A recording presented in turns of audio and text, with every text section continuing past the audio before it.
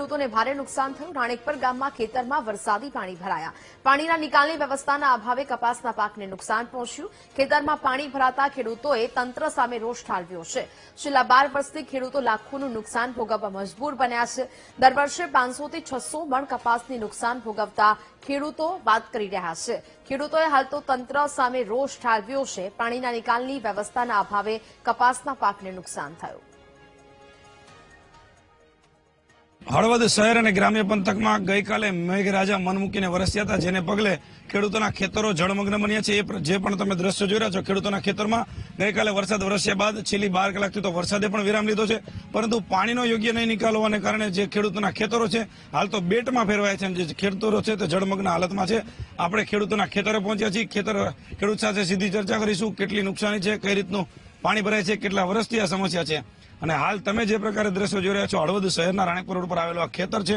સીધી જ આપણે ખેડૂત સાથે વાત કરીશું। શું તમારું નામ ને કેટલા સમયથી? દિયારામ ચંદુભાઈ દલવાડી। આ 12 વર્ષથી પાણીના પ્લોટિંગ થતા પાણીનો નિકાલ બધો બંધ જ થઈ ગયો છે। નકર નીકળી જતું હતું। આ 40 વીઘામાં પાણી ભરાઈ રહ્યા છે અને કોઈ રજૂઆત કરી છતાંય કઈ રસ્તો ક્યારેય કર્યો નથી। કેટલી વખત તમે રજૂઆત કરી છે? શું જવાબ આપે તમે રજૂઆત કરો તો? એ કે થઈ જાય છે કે અમે ગટર કરવાના છીએ કે, અને કરતા નથી। તમારે 40 વીઘામાં કેટલો કપાસ ઉગે? અંદાજિત કેટલા લાખો રૂપિયા નુકસાન જાય? લાખમાં તો 15,000 નો વીઘે 15 મણ કપાસ થાય। એ તો હિસાબમાં કરે તો ખબર પડે કે લાખો રૂપિયા થાય। 40 વીઘામાં નિષ્ફળ ગયો।